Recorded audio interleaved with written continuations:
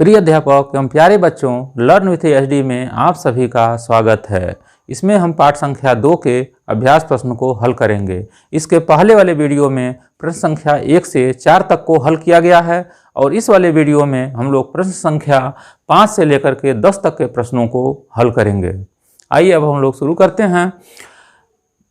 प्रश्न 5, निम्नलिखित प्रश्नों के उत्तर अपनी अभ्यास पुस्तिका में लिखिए। 5 का क है, एक प्रयोग द्वारा बताएं जिससे स्पष्ट होता है कि पदार्थ स्थान घेरता है। इसका आंसर है, एक गुब्बारा लेकर उसमें हवा भरेंगे तथा हवा भरने पर गुब्बारा फूलने लगता है और स्थान भी घेरता है।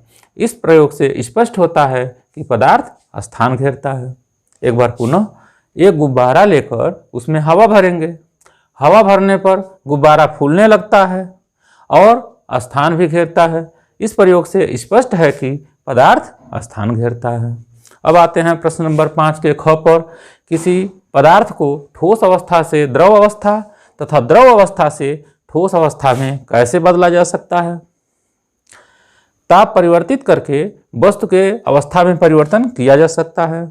जैसे एक बर्फ ठोस अवस्था में होता है, ठोस को गर्म करते हैं तो पानी द्रव अवस्था में परिवर्तित हो जाता है।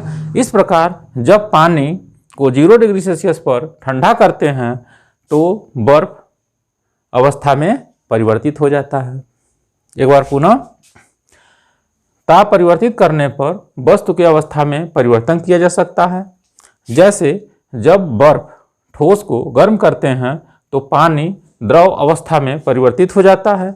इसी प्रकार जब पानी द्रव को 0 डिग्री सेल्सियस पर ठंडा करते हैं तो बर्फ ठोस अवस्था में परिवर्तित हो जाता है। अब हम लोग आते हैं प्रश्न नंबर 5 के ग पे। ठोस, द्रव तथा गैस में अंतर उदाहरण सहित स्पष्ट कीजिए। इस तरफ ठोस है, इधर द्रव है, इस साइड में इधर गैस है। 3 पार्ट में बांट दिए हैं। आप इसका स्क्रीनशॉट ले लीजिए।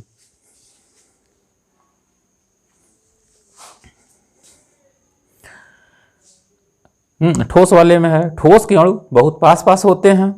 अब देखिए, द्रव में ठोस के अणु अपेक्षाकृत दूर दूर होते हैं और गैस में ठोस और द्रव के अपेक्षा इनके अणु बहुत दूर दूर होते हैं।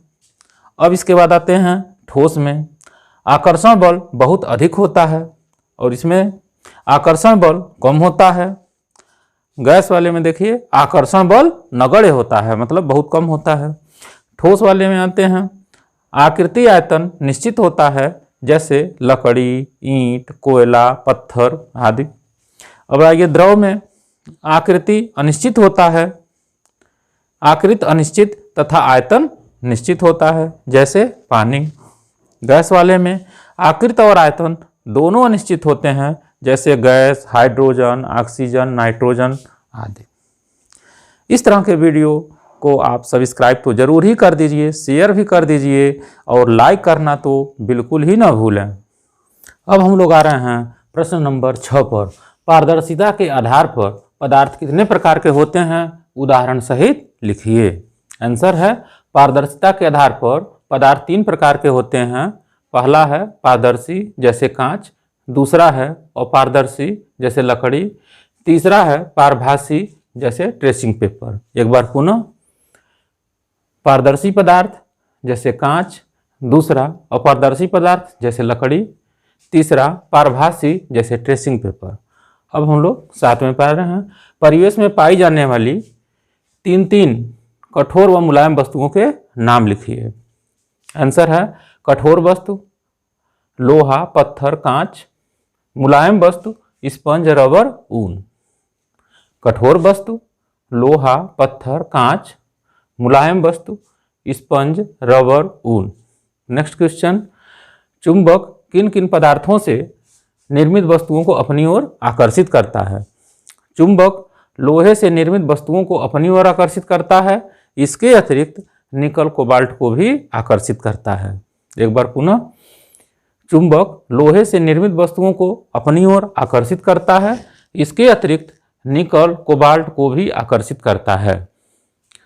नेक्स्ट क्वेश्चन, अपने आसपास दिखाई देने वाली वस्तुओं को पारदर्शी, अपारदर्शी, पारभासी में चिन्हित कर सूची बनाइए। पहला है पारदर्शी जैसे कांच, दूसरा अपारदर्शी जैसे लकड़ी ईंट, तीसरा पारभासी ट्रेसिंग पेपर। पारदर्शी में कांच, अपारदर्शी में लकड़ी ईंट, पारभासी में ट्रेसिंग पेपर। नेक्स्ट क्वेश्चन, पदार्थों का वर्गीकरण क्यों आवश्यक है, इस संबंध में अपने विचार लिखिए। आंसर है, हम वस्तुओं को उनके गुण, उपयोग, आकार, बनावट, रंग के आधार पर अलग अलग समूहों में रखते हैं तथा इनकी पहचान आसानी से की जाती है।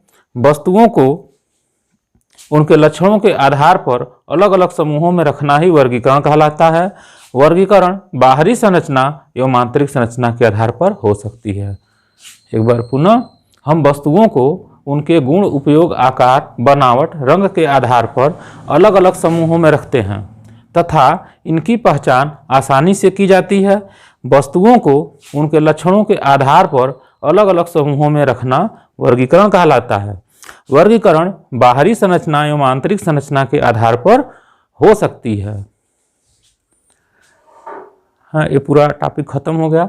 अगर जरूरी हो तो आप लोग कमेंट भी लिखा करिए। धन्यवाद।